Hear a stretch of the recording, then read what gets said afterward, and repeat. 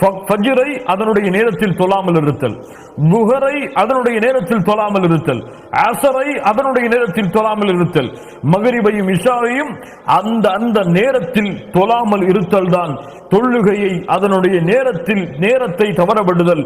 தொழுகையுடைய நேரத்தை தவற விடுபவர்களை பற்றி தான் சொல்கிறான், அதாஉஸ் ஸலாஹ், அவர்கள் தொழுகையை பாழாக்குவார்கள். அல்லாஹு அக்பர். இவர்களுக்கு என்ன தண்டனை?